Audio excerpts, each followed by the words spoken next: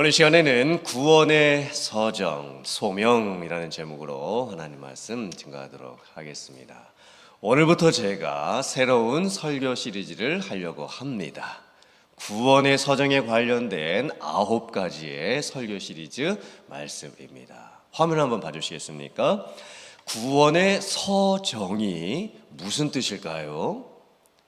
서정, 서는 순서, 정은 과정. 서정이라는 뜻이 무엇입니까? 순서와 과정. Order of salvation. 구원이 이루어져 가는 순서가 있고 과정이 있다는 뜻입니다. 어떤 분들에게 구원이 무엇입니까?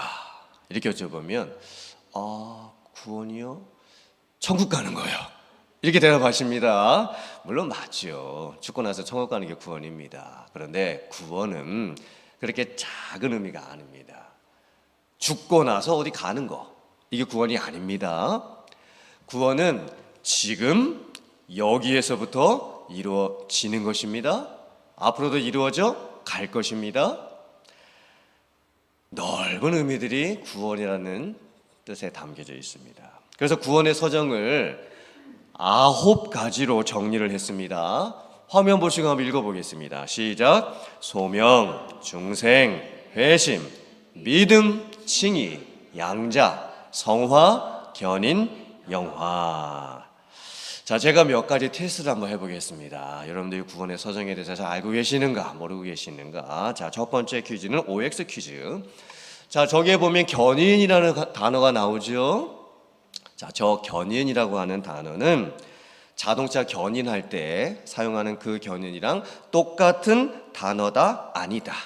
자, OX. 맞다, 아니다. 정답은 아닙니다. 저 견인은 자동차 견인하다의 견인이 아니고 견디고 인내하다의 견인입니다. 자, 두 번째 퀴즈. 저 중생이라고 하지 않습니까? 거듭난다라는 의미입니다. 자, 그러면 우리가 믿고 나서 거듭나는 것일까요? 거듭나고 나서 믿는 것일까요? 이게 좀 헷갈리는 질문 나왔습니다. 자, 우리는 보통 이렇게 생각합니다. 제가 예수님을 믿고 거듭났습니다. 그러니까 우리는 보통 예수님을 믿고 나서 거듭났다고 생각을 하잖아요. 그렇죠? 근데 저 순서 잘 보세요. 중생이 먼저 있습니까? 믿음이 먼저 있습니까? 중생이 거듭난다는 뜻이잖아요. 그럼 저게 무슨 의미입니까? 중생, 거듭나고 나서 믿게 된다는 뜻이에요. 믿고 나서 거듭나는 게 아닙니다. 중생, 거듭나고 나서 믿게 되는 것입니다. 신기하죠? 아니, 그렇다면 여기에 어떤 신비로운 비밀스러운 의미가 숨겨져 있는 것일까요? 만약에 거듭나서 믿게 되는 것입니다 라는 것을 잘 설명할 수 있는 분이 계시다면 그분은 정말 구원의 서정을 잘 알고 계시는 거예요. 자, 세 번째 질문입니다. 저 9가지는 다 각각 따로 시간적 순서를 가지고 일어나는 것일까요? 아닐까요? 그러니까 소명받고 한참 있다가 중생 받고 중생 있다가 한참 있다가 회심하고 한참 있다가 믿게 되고 이렇게 다 각각 따로 시간적인 순서가 있는 것일까요? 아닐까요? 자, 정확하게 말씀드리면 그럴 수도 있고 아닐 수도 있다입니다. 답은. 자, 왜냐면 사실 저 순서는요, 시간적 순서가 아닙니다. 논리적 순서입니다. 어떤 사람에게는 따로따로 일어날 수가 있어요. 소명받고 좀 있다가 중생하고 그러고 나서 회심하고 믿고 칭의 받고 이렇게 할 수가 있습니다. 그런데 어떤 분들에게는요, 소명, 중생, 회심, 믿음, 칭의, 양자 여기까지는 한꺼번에 일어날 수도 있습니다. 좀 드라마틱하게 예수님을 믿게 된 분들 있잖아요. 좀 체험적으로 예수님을 믿게 된 경우들은요, 소명, 중생, 회심, 믿음, 칭의, 양자 여기까지는요 한꺼번에 일어날 수도 있게 되는 거예요. 자, 구원의 서정 9가지 참 중요한 의미예요. 그리고 우리가 교회를 10년, 20년, 30년 다녔지만 잘 모르는 내용도 많이 아직까지 있습니다. 제가 왜 구원의 서정을 하려고 하냐면 구원이 무엇인지를 알고 교회를 다니셔야 돼요. 너 구원의 확신이 있으십니까? 라고 했을 때 네, 있습니다. 자신 있게 대답하실 수 있으셔야 됩니다. 또한 이미 구원의 확신이 있는 분들은 그 구원을 간증하시고 나누시고 가르치실 수 있으셔야 됩니다. 이제 교회 오래 다니시고 특별히 이제 중직자분들 정도 되시면 다 아시는 내용일 수 있어요. 그런데 성경 아무리 많이 알고 있고 교리를 내가 아무리 확실하게 알고 있어도 나 혼자만 알고 있으면 아무 영향력이 없습니다. 나누고 전하고 가르치실 수 있을 정도가 되셔야 됩니다. 그래서 구원의 서정을 어느 정도 알고 계시는 분이라 할지라도 다시 한번 확실히 알고 내가 먼저 감격하고 그걸 이것을 나누실 수 있는, 전하실 수 있는, 가르치실 수 있는 분들이 되셨으면 좋겠습니다. 자, 오늘 구원의 서정 첫 번째 시간으로 소명에 대한 말씀입니다. 소명은 calling, 부르심이라는 뜻이죠. 구원의 첫 시작은 하나님께서 우리를 부르시는 것으로 시작이 됩니다. 오늘 성경 말씀을 보면 하나님의 부르심에 대한 아주 중요한 말씀을 하고 있습니다. 예수님이 태어나신 고향은 어디시죠? 베들레헴입니다. 그렇다면 예수님이 자라신 고향은 어디시죠? 나사렛입니다. 예수님께서 나사렛에서 요셉과 마리아의 아들로 자라셨고 목수일을 하면서 자라셨고 30년을 평범하게 사셨습니다. 그리고 예수님의 나이 30세쯤 되었을 때에 공적 사역을 시작을 하십니다. 예수님께서 천국 복음을 전하시고 병자들을 고치시고 파도를 잠잠하게 하시는, 자연을 다스리시는 기적을 일으키시면서 구원을 이루어 가시기 시작을 합니다. 이제 예수님에 대한 소문이 쫙 퍼져가고 있었습니다. 그때 예수님께서 다시 자기가 자라셨던 고향 나사렛으로 가십니다. 안식일이 되었습니다. 오늘날로 하면 주일이죠. 그리고 회당에 가셨습니다. 교회 가신 거예요.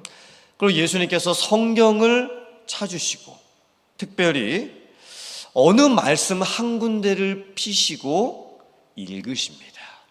그 말씀 구절이 바로 이것입니다. 화면 보시고 누가복음 4장 18절 이하의 말씀 같이 한번 봉독해 보겠습니다. 시작.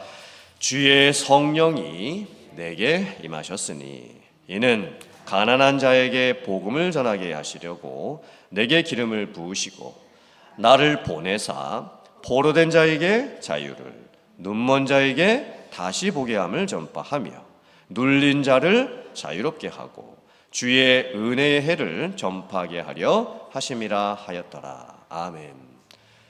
예수님께서 성경 피시고 이 말씀 읽으시고 다시 성경을 덮으셨습니다. 그리고 한 말씀을 더 하셨습니다.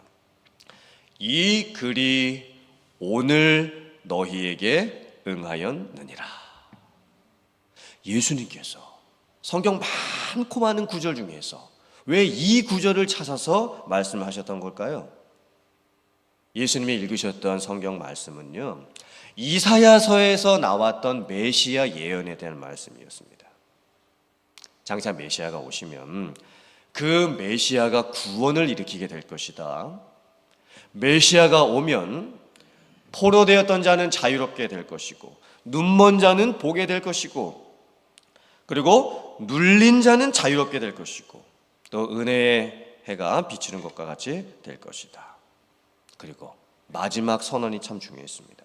이 글이 오늘 지금 너희에게 응하였느니라. 이게 무슨 뜻일까요? 예수님께서 지금 자기 자신이 오리라 약속했던 그 메시아라고 하는 것을 선언하고 계시는 거예요. 엄청난 말씀이었습니다. 이 말씀을 듣고 있었던 사람들이 어떻게 반응을 하는가? 이 사람은 요셉의 아들 예수가 아니냐? 이 반응의 의미가 무엇입니까?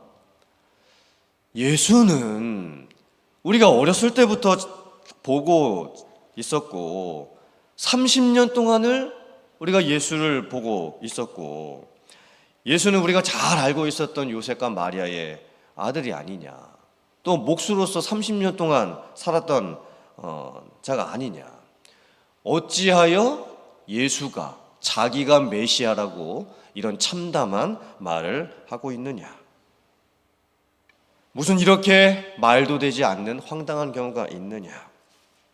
이렇게 반응을 하는 거예요. 예수님의 고향 사람들, 나사렛 사람들은 예수님께서 메시아가 되심을 믿지를 못했습니다. 어쩌면 당연하지요. 저도 아마 못 믿었을 것 같습니다. 아니, 예수를 코 흘리기 시절부터 우리가 보아왔는데, 그리고 요셉의 아들 이런 걸 우리가 잘 알고 있는데, 그 인간 예수가 이스라엘 나라 모든 유대인들이 몇천 년 동안 기다리고 있었던, 구약 성경을 믿으면서 몇천 년 동안 기다리고 있었던 그 메시아라는 것이 말이 되는 소리냐? 어떻게 예수가 스스로 말도 안 되는 저런 소리를 하느냐? 아마 고향 사람들 중에서 예수님의 말씀을 가장 믿기가 어려웠던 사람은 예수님의 가족 친척들이었을 겁니다. 요셉과 마리아는 예수님이 수태되는, 잉태되는 그 시간부터 하나님의 말씀을 들었기 때문에 이 말씀을 믿었을 것이지만, 아마 예수님의 동생들 4명이 있었거든요. 아마 못 믿었을 겁니다. 설마 우리 형이 메시아라고? 아마 절대 믿을 수가 없었을 겁니다. 그때 예수님께서 말씀하시죠. 옛적부터 선지자가 자기 고향에서는 높임을 받지 못하느니라 말씀하였도다. 즉 하나님께서 구약시대부터 어느 선지자를 택하셔서 세우시고 그 선지자에게 하나님께서 말씀을 주셔서 하나님의 말씀을 전하게 해주셨을 때에 가장 은혜 받기가 어려웠던 사람들은 다름 아닌 그 선지자의 고향 사람들이었습니다. 왜일까요? 늘 평상시부터 내가 봐왔던 분이 갑자기 선지자가 되는 겁니다. 내 옆에 살고 계셨던 아저씨가 갑자기 선지자가 되시는 겁니다. 늘 나와 함께 먹고 마시고 또 일했던 사람이 갑자기 선지자가 되는 겁니다. 그래서 동네 사람들이 그 선지자를 받아들이기가 제일 어려웠던 거예요. 그러면서 예수님께서 결정적인 말씀을 하십니다.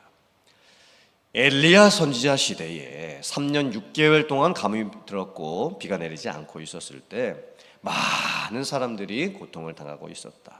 그리고 이스라엘에 많고 많은 과부들도 있었다. 아마 과부들이 가장 힘들었겠죠.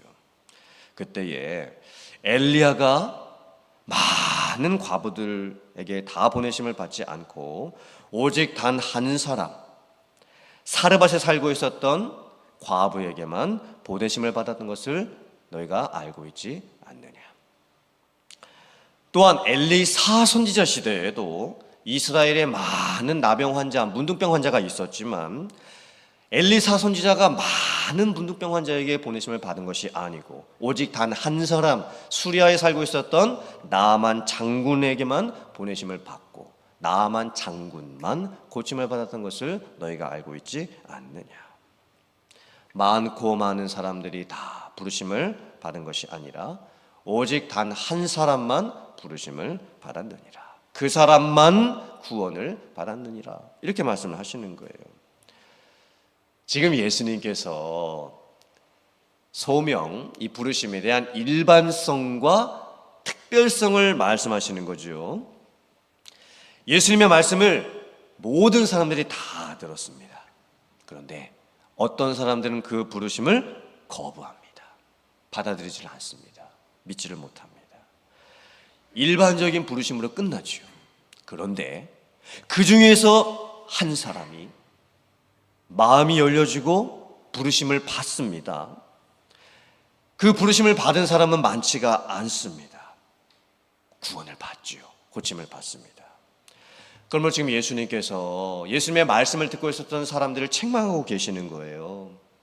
너희가 어찌하여 나를 보고도 믿지 못하느냐? 너희가 어찌하여 내 말을 듣고도 믿지 못하느냐? 내가 성경 말씀을 피고 너희에게 선포한 그 말씀이 나에게 이루어진 말씀이라는 것을, 내가 메시아라는 것을 너희가 어찌하여 믿지 못하느냐? 그랬더니 고향 사람들이 어떻게 하는지 아십니까? 예수님의 책망을 듣고 나서 예수님을 동네 바깥으로 끌고 가서 낭떠러지에서 떨어뜨려서 예수님을 죽일 생각까지 하게 됩니다. 참 안타까운 상황이죠. 오늘 말씀 속에서 부르심을 어떻게 이해할 수가 있을까요?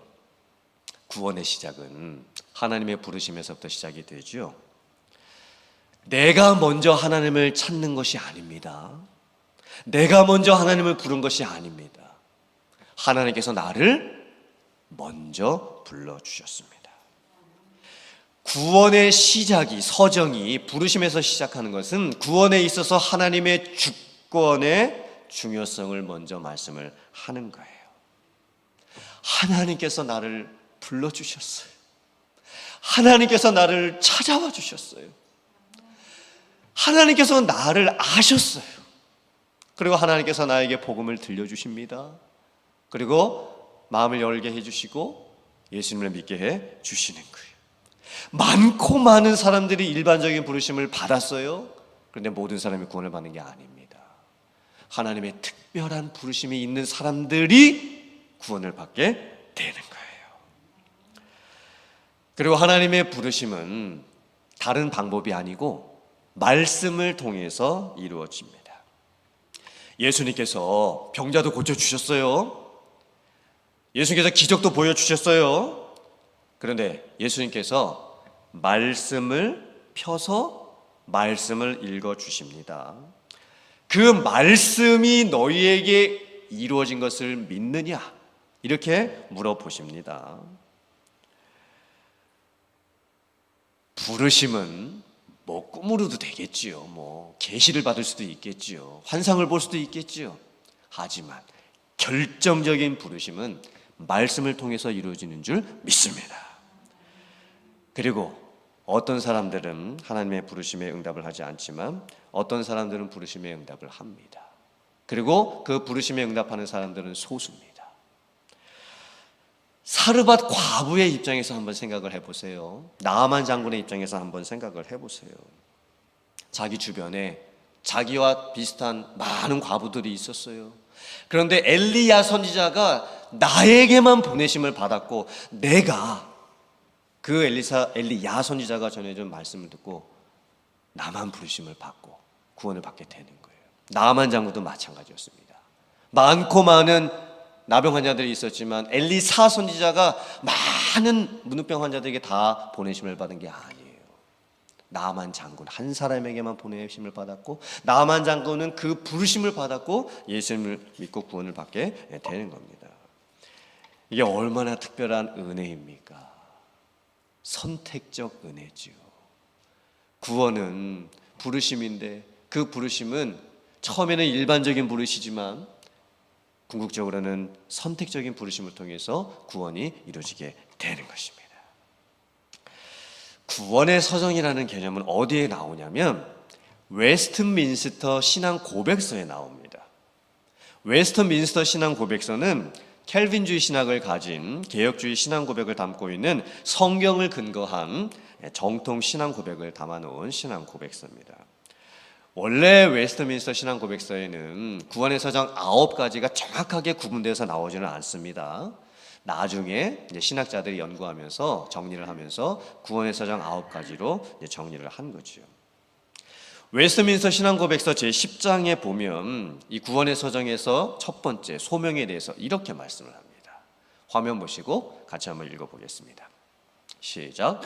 하나님께서 생명에 이르도록 예정하신 그 모든 사람들만을 자신이 정하시고 적당하다고 생각하시는 때에 효과적으로 부르시되 그의 말씀과 성령으로 하신다. 그래서 그들이 태어나면서 처해 있는 죄와 사망의 상태에서 불러내어 예수 그리스도로 말미암은 은혜와 구원으로 인도하신다. 아멘. 하나님의 부르심은 예정부터 시작합니다. 참 놀랍죠. 내가 태어나기 전부터 시작하고 있다고 말씀을 하는 거예요. 사실 구원의 신비는 여기서부터 시작이 됩니다. 모든 것을 아시는 하나님께서 모든 것을 섭리하시는 하나님께서, 모든 것을 다스리시는 하나님께서 내가 태어나기 전부터 나를 구원하실 것을 계획을 하셨습니다. 심지어 창세 전부터 나를 예정하시고 나를 부르셨습니다. 그리고 하나님께서 각 사람을 부르시는 그 때를 하나님이 정하십니다. 하나님이 적당하시고 적당하다고 생각하시는 그때에 부르십니다.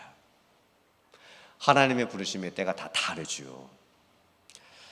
하나님께서 예레미야 선지자에게 이렇게 말씀하셨습니다. 내가 너를 모태에 짓기 전에 너를 알았고 네가 배에서 나오기 전에 너를 성별하였고 너를 여러 나라의 선지자로 세웠노라. 예레미야 선지자는 언제 부르심을 받았습니까? 어머니의 뱃속에 있을 때부터 부르심을 받았습니다. 모태신앙이죠. 태어나기도 전에 하나님의 부르심을 어머니의 태중에서부터 받은 거예요. 저의 아버지의 집안은 아주 강한 유교 집안이었습니다. 골수 유교 집안이었습니다. 집안 제사도 철저하게 지켰던 집안이었습니다. 그러다가 저희 아버지께서 결혼하시고 나서 나중에 은혜를 받으시고 교회를 다니시게 되셨습니다. 저희 아버지는 저희 집안 중에서 처음으로 하나님을 믿게 된 분이 되셨습니다. 집안 전체에 예수님을 믿는 사람이 한 분도 없었습니다. 저희 아버지가 처음으로 그 집안에서 예수님을 믿고 교회를 다니시게 된 거예요. 그래서 명절에 큰 집에 가서 제사를 지낼 때마다 아버지께서 선언하셨던 나는 이제 절을 하지 않겠습니다. 그리고 이 제사상 앞에서 나는 기도를 하겠습니다. 처음에는 갈등이 많았습니다. 그런데 아버지께서 그렇게 자기의 믿음을 지키시고 보여주셨습니다. 그리고 뒤에서 가족들을 많이 챙기셨습니다. 그러자 나중에 그렇게 완강하셨던 큰 아버지께서도 예수님을 믿고 구원받고 교회를 다니시게 되셨습니다. 아버지가 먼저 교회 다니시니까 어머니도 이제 아버지 따라서 교회를 다니시게 되셨고, 저는 초등학교 4학년 때에 아버지 어머니 따라서 처음 교회라고 하는 것을 가보게 되었습니다. 그 이후에 하나님께서 저에게 더 특별한 부르심을 주셨죠. 저에게는 목사로의 부르심까지도 주셨습니다. 참 감사한 은혜죠. 또 어떤 분들은 돌아가시기 전에 하나님의 부르심을 받는 분들도 계십니다. 하나님께서 여러분들을 불러주신 다 때가 있었을 겁니다. 그런데 그때를 생각을 해보면 나는 전혀 하나님을 모르고 있었습니다. 예수님 믿을 마음 요만큼도 없었습니다. 내가 교회를 다닌다 전혀 상상할 수가 없었을 겁니다. 그런데 하나님께서 정하시고 적당하시다고 생각하시는 그 때를 허락하신 거예요. 그리고 나에게 그 때를 주셨고, 내가 하나님을 믿고 예수님을 믿고 구원받게 되는 그 때를 허락해 주신 거예요. 이게 얼마나 큰 은혜입니까? 우리 각자가 부르심의 때는 다 다릅니다. 그런데 내 인생에 있어서 가장 결정적인 때에 하나님이 찾아오십니다. 불러주십니다. 복음을 듣게 해주십니다. 예수님을 믿게 해주십니다. 그렇게 우리가 구원받게 된 줄 믿습니다. 또 하나님의 부르심에서 중요한 것이 효과적으로 부르시되 말씀과 성령으로 하신다 라고 하는 신앙 고백이었습니다. 하나님께서는 부르시는데 처음에는 차별 없이 구별 없이 모든 사람들을 다 부르십니다. 하나님의 은혜는 넓지요. 차별도 없고 구별도 없습니다. 잘난 사람, 못난 사람, 부자, 가난한 자, 건강한 사람, 아픈 사람, 성공한 사람, 실패한 사람 상관없습니다. 하나님께서는 다 똑같이 부르십니다. 구원으로 초청을 해주시지요. 그런데 어떤 사람들은 하나님의 부르심을 거부합니다. 깨닫지를 못합니다. 제가 다음에 믿을게요. 제가 지금은 시간이 없었어요. 저는 아직 관심이 좀 없습니다 라고 하면서 여러 가지 이유와 핑계를 대면서 안 믿으려고 합니다. 이런 경우에는 하나님의 부르심이 일반적인 부르심으로 그냥 끝나버리는 거예요. 신학적인 용어로 하면 외적 소명으로 끝나버립니다. 즉 소명이 이 겉에까지만 왔고 이게 그냥 끝나는 거예요. 내 이 귀에만 들려졌다가 그 소명이 외적으로 그냥 일반적인 소명으로 끝나버립니다. 그런데 어떤 사람에게는 그 부르심이 효과적인 부르심이 됩니다. 이것을 내적 소명이라고 합니다. 하나님의 소명이 이 귀를 통과해가지고 이 마음까지, 영혼까지 들어오게 되는 거예요. 그 부르심의 방법이 무엇이냐? 말씀과 성령입니다. 하나님의 성경 구절 말씀을 직접 듣든지, 아니면 사역료와 같은 복음의 핵심적인 내용을 듣든지, 아니면 누군가의 예수님을 믿은 간증을 듣든지, 말씀이 있을 때 이 부르심의 효과가 나타나게 되는 거예요. 이 효과적인 부르심은 철학적인 지식에서 오는 게 아닙니다. 지식 가지고 사람들 가르친다고 그분이 부르심을 받는 게 아닙니다. 표적이 일어나고 기적을 보게 된다고 효과적인 부르심이 나타나는 것도 아닙니다. 오직 십자가 복음을 통해서 이루어지게 되는 줄 믿습니다. 그래서 바울 사도가 뭐라고 고백할까요? 화면 한번 보고 고린도전서 1장 21절 이하의 말씀 같이 읽어보겠습니다. 시작. 하나님의 지혜에 있어서는 이 세상이 자기 지혜로 하나님을 알지 못하므로 하나님께서 전도에 미련한 것으로 믿는 자들을 구원하시기를 기뻐하셨도다. 유대인은 표적을 구하고 헬라인은 지혜를 찾으나 우리는 십자가에 못 박힌 그리스도를 전하니 유대인에게는 거리끼는 것이요 이방인에게는 미련한 것이로되 오직 부르심을 받은 자들에게는 유대인이나 헬라이나 그리스도는 하나님의 능력이요 하나님의 지혜니라. 아멘. 효과적인 부르심은 말씀을 통해서 이루어지게 되면서 그때 성령께서 역사를 하시는 거예요. 성령께서 굳은 마음을 제거해 주십니다. 성령께서 강팍한 마음을 바꾸어 주십니다. 귀가 열리게 해주시는 거예요. 마음이 열리게 해주시는 거예요. 그때 효과적인 부르심이 오면서 말씀이 들려지고 성령께서 역사하시면서 우리에게서 반응이 나타나게 되는 거예요. 그렇게 구원은 이루어지게 되는 것입니다. 자, 그렇다면 여러분들께는 구원의 서정 첫 단계인 부르심이 이루어지셨습니까? 아멘. 만약에 여러분께서 우리가 예수님을 믿고 이 자리에 앉아 있다면 우리들에게는 제가 오늘 말씀드렸던 하나님의 구원의 서정 첫 번째 나타나는 이 부르심이 효과적으로 역사를 한 겁니다. 말씀이 들려진 거죠. 성령께서 이미 나를 찾아오셔서 성령이 내게 임하신 거예요. 그리고 복음에 반응을 하게 하셨던 겁니다. 우리는 특별한 부르심을 받았어요. 정말 나에게만 주셨던 그 부르심이 있었어요. 그래서 우리는 구원을 받은 거예요. 하나님께서 우리를 불러주셨죠. 그때 나는 아직 죄인이었습니다. 정말 죄인이었습니다. 하나님을 알려고도 하지 않았고 하나님을 믿으려고 하지도 않고 있었습니다. 그런데 나 같은 죄인을 불러주셨어요. 그리고 예수님을 믿게 해주셨습니다. 그 크신 하나님의 은혜에 감사할 수 있는 우리들이 될 줄 믿습니다. 그리고 아직 우리들 주변에 구원받지 못한 분들이 계시다면 하나님께서는 여전히 그분들을 지금 부르고 계세요. 계속 지금도 불러주고 계세요. 그런데 사람의 마음이 얼마나 완악한지, 우리의 이 죄성이 얼마나 참 강한지 하나님의 부르심마저 거부하는 거예요. 안 듣겠다는 거예요. 못 믿겠다는 거예요. 그러나 언젠가 하나님이 그 사람에게 정하신 그 때가 되면 그에게도 하나님의 효과적인 부르심이 있게 될 줄 믿습니다. 그래서 이러한 부르심이 그분들에게도 일어날 수 있도록 기도할 수 있는 우리들이 되어야 될 줄 믿습니다. 하나님의 부르심이 내 안에 있으심을 내가 이제 확신하고, 그 부르심으로 인하여서 내가 지금 구원받아 이 자리에 있음을 다시 한번 감사함으로 고백하며, 그 부르심을 다른 분들도 받을 수 있도록 전도할 수 있는 여러분들 다 되실 수 있기를 주님의 이름으로 축원합니다. 아멘. 우리 한번